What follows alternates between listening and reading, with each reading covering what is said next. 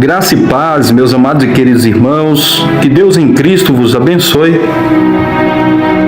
Neste momento eu gostaria de estar trazendo uma reflexão com o tema O Preço do Chamado. Começando a falar de um homem chamado Paulo de Tarso, que naquela época ele chamava Saulo. Saulo ele era um homem que perseguia a igreja de Cristo, era um homem que era bem respeitado, que tinha autoridade dos principais da sinagoga. E um certo dia este homem recebeu uma carta de autoridade para ir para uma cidade chamada Damasco e ali fazer o que ele gostava, né? A Bíblia diz que ele tinha prazer, ele aspirava, né, ameaças contra o povo de Deus. Então ali ele foi, né, com um plano, com um projeto já tudo orquestrado ali na sua mente para chegar lá e perseguir, prender, açoitar os cristãos da cidade de Damasco. Mas como a palavra do Senhor diz, que as preparações é do coração do homem, mas a resposta certa é da boca de Deus. Então ele planejou algo, mas Deus já tinha algo planejado para a vida dele. E naquele caminho para Damasco, a Bíblia diz que de repente um clarão, né, surge na frente deles e todos eles caem. Paulo cai do cavalo, cai no chão e ele se levanta, né? Ou seja, ele está no chão e ele ouve aquela voz bradar do céu, dizendo: Saulo, Saulo, por que tu me persegues? Aí ele pergunta: Senhor, quem és tu? E Jesus diz para ele: Saulo, eu sou Jesus, a quem tu persegues? Aí naquele momento ele já, imagino eu, né, se fosse eu no lugar dele, estaria todo trêmulo, né, diante de tão grande resplendor, uma voz bradando dos altos céus. E ele diz: Senhor, o que queres que eu te faça? E naquele momento começa já uma nova trajetória da vida de Saulo. Jesus fala para ele para entrar na cidade e todos já conhecem ali. Eu vou abreviar para não ficar muito longo. Então ali começa o chamado de Paulo, né? Jesus troca o nome dele de Saulo de Tarso para Paulo, apóstolo Paulo, bem conhecido, e um homem que antes aspirava ameaças contra o povo de Deus, ele começou a ser perseguido pelo nome de Jesus. Então ele se entregou ao ministério. A Bíblia chega a dizer que ele se fez eunuco, ele se separou totalmente para o ministério.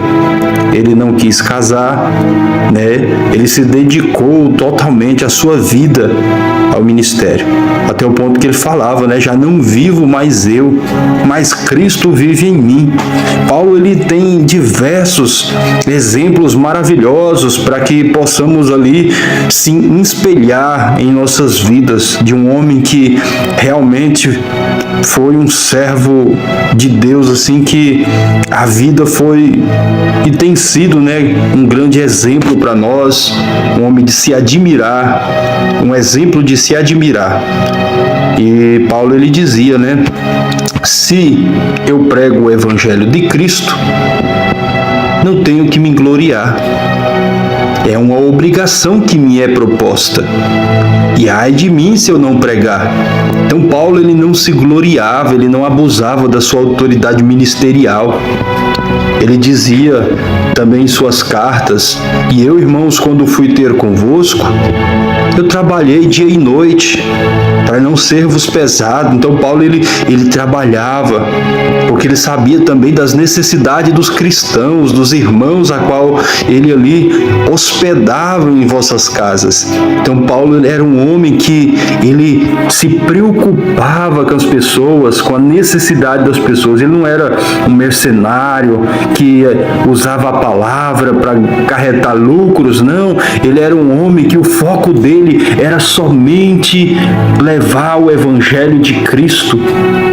Em 1 Coríntios, capítulo 2, fala sobre o caráter da pregação de Paulo. Paulo ele chega a dizer: e eu, irmãos, quando fui ter convosco, anunciando o testemunho de Deus, eu não fui com sublimidade de palavras ou de sabedoria, porque eu nada me propus saber entre vós, senão a este, Jesus Cristo crucificado. E eu estive convosco em fraqueza, em temor e em grande tremor. E as minhas palavras de pregação não consistiram em palavras persuasivas de sabedoria humana, mas em demonstração do Espírito e de poder, para que a vossa fé não se apoiasse na sabedoria dos homens, mas no poder de Deus. Então Paulo, ele tinha esse temor, né, de ali expressar de que o único, né, o chamado dele era somente de fazer Cristo conhecido, como João Batista também diz, né? O importante é que ele cresça e que eu diminua. E Paulo ali, ele se entregou totalmente ao ministério. E por isso Paulo teve várias cicatrizes, né, que ele adquiriu ali, e vários testemunhos, como também quando ele estava com Paulo e Silas, ali pregando, e aquela mulher com o espírito de adivinha vem, e Paulo expulsa aquele espírito de adivinha, a cidade toda fica irritadíssima com eles, porque era uma mulher que dava lucros aos seus senhores, e eles ali pegam Paulo e Silas e açoitam eles em praça pública, batem, rasgam as vestes e depois, além de tudo, prende os dois em uma prisão, e ali, pés e mãos presos, eles estavam dentro daquela prisão. E a Bíblia diz que de repente um olha para o outro e diz: você ora e eu canto. E eles começam ali a orar e a louvar a Deus, e a Bíblia diz que o alicerce da prisão se abalou, houve um terremoto e as cadeias foram soltas, as portas das prisões abertas, ao ponto de que o carcereiro ele ali com medo, né, dos principais, dos seus senhores ali, que chegasse e visse o que aconteceu, que ele ficou com medo dos presos terem fugido, ele foi pegar a espada para se matar. E Paulo ele grita: não faça tal, estamos aqui, não fugimos. E aquele homem ali chega aliviado a Paulo e Silas, e ali começa a se abrir, dizendo: o que eu faço, né, o que eu posso fazer para ser salvo. Aí Paulo diz a ele: crê, somente crê no Senhor Jesus e será salvo tu e a tua casa. E de repente ele leva Paulo e Silas para sua casa, ali começa a tratar das suas feridas, e ali toda a casa, né, recebeu a Jesus e logo foram batizados com o Espírito Santo. Então, irmãos, o preço da chamada é gratificante. Você ter uma chamada, eu tenho um imenso prazer, eu sou apaixonado pela chamada, eu tenho prazer, privilégio, não tenho palavras para expressar minha gratidão por servir a Cristo, por fazer a obra de Cristo, por falar de Cristo, por falar da palavra. Eu tenho prazer, eu sou apaixonado pela palavra de Cristo, mas tem um preço, exige renúncia, né? A chamada, o chamado traz lágrimas, o chamado traz calúnia, né? Traz lágrimas, porque às vezes ali você se doa tanto ao ministério, você está ali para tantas pessoas, para aconselhar, para abraçar, para ajudar, para incentivar, e de repente você se sente às vezes tão só, né? Porque você aconselha todo mundo e na hora da sua vez você está sozinho, Você às vezes tem coisas que não podem ser contado, desabafado, tem coisas que você tem que passar ali calado, porque você tem que incentivar, né? Você tem que ser ali um espelho, um esteio, uma coluna. Então, o preço da chamada que vários pastores, vários obreiros, pregadores, evangelistas têm passado, às vezes são criticados, são caluniados, são apontados, mas ninguém sabe o preço que estes homens e estas mulheres de Deus têm passado pelo ministério. Então o chamado, irmãos, traz lágrimas, o chamado traz calúnia, né? Jesus estava ali pregando, curando, expulsando. O que acontecia? Era dias e dias, os fariseus ali do lado dele, procurando uma falha, chegava diante dele, via ele sentado com os pecadores e começavam ali a criticar, dizendo: vosso mestre senta para comer com pecadores e publicanos. Aí Jesus, conhecendo o coração deles, diz: eu não vim para os sãos, porque os sãos não precisa de médicos, eu vim para os pecadores ao arrependimento. Aí de repente, mais na frente, ele está sentado para comer, os discípulos começam a comer sem lavar a mão, e eles começam a indagar, os seus discípulos comem sem lavar as mãos, e ele diz, começa a falar para eles que o que contamina o homem não é o que entra, mas o que sai, porque da abundância do seu coração disso fala a boca, porque é do coração que procede os maus pensamentos, as invejas, as pelejas, as mentiras, todo o mal está no coração do homem, né?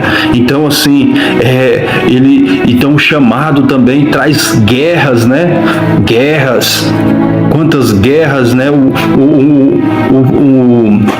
soldado de Cristo, um obreiro, um pastor, um evangelista, um diácono, um presbítero, um auxiliar, um líder de departamento, uma diaconisa, seja quem for, que está na frente da obra, que tem uma chamada, que tem um chamado ali, eles enfrentam diversas guerras, guerra em casa, guerra no lar, guerra no casamento, guerra no trabalho, guerra ministerial, várias guerras, irmãos, ciúmes, inveja, cobiça, disputa, porfia, tantas coisas que ali nós enfrentamos, né? Mas o Senhor Jesus de tudo tem nos livrado, tem nos guardado, né?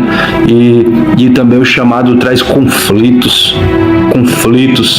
diversos conflitos que se alguém eu tenho certeza que se você sentar para conversar com algum pastor, algum obreiro que já tem anos de ministério e começar a falar sobre conflitos, eu tenho certeza que vão ter várias histórias e várias lembranças ali para falar, né, que passou por conflitos. O chamado também traz desânimo, porque às vezes você se doa tanto ali, você paga o preço, jejuma, você ora, você paga o preço, e às vezes ali você é menosprezado, rejeitado, você ali às vezes caluniado, você se doa tanto e as pessoas às vezes não te enxergam como você gostaria, não que procuramos isso, né? Mas às vezes até Jesus, né? As pessoas olhavam ele com outros olhos. Quando Jesus chega ali no endemoniado gadareno,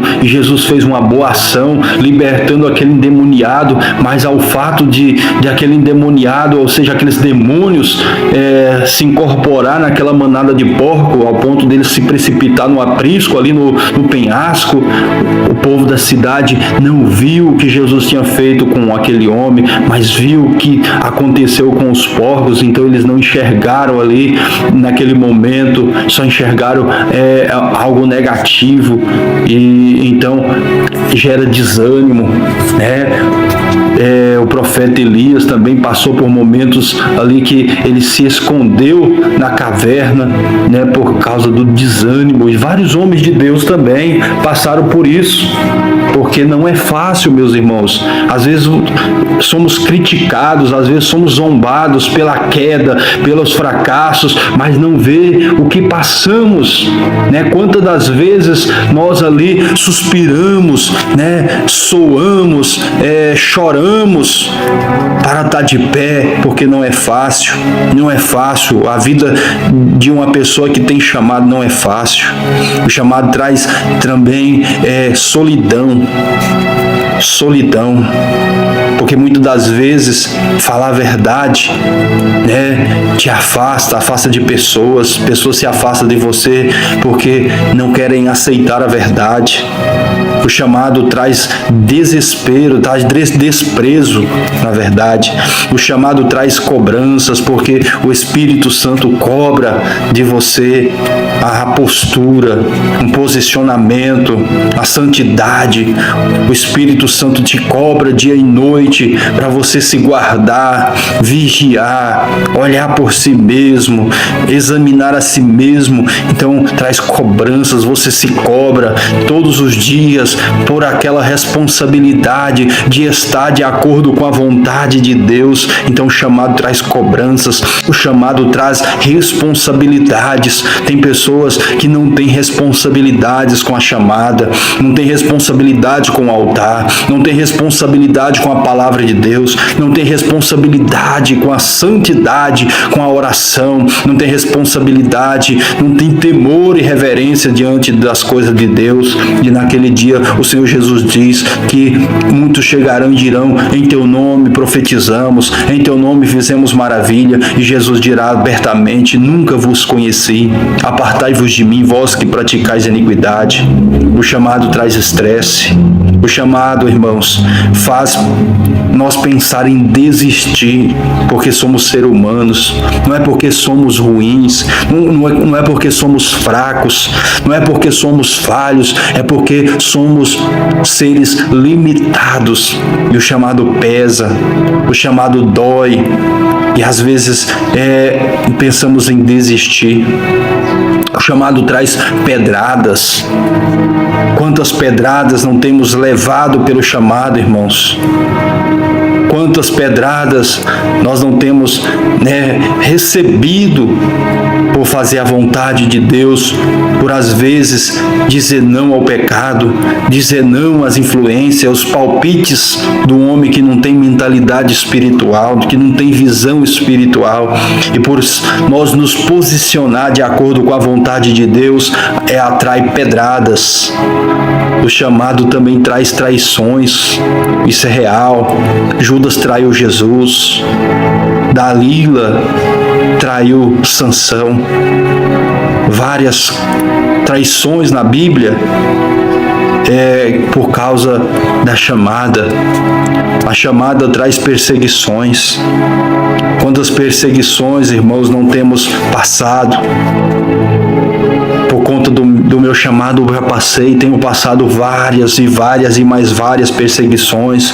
Por causa do meu canal do YouTube, quantas pessoas não me criticam, fala que eu estou me aparecendo, que eu estou porque não tem visão espiritual, não tem visão dos propósitos de Deus na chamada. Eu tenho visão da minha chamada, por isso eu me posicionei dessa forma, para fazer a vontade de Deus, porque foi algo que Deus colocou no meu coração.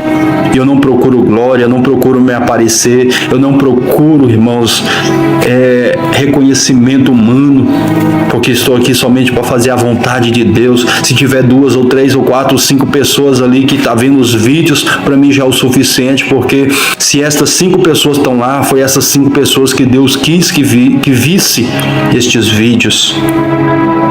Então, irmãos, o chamado traz perseguições.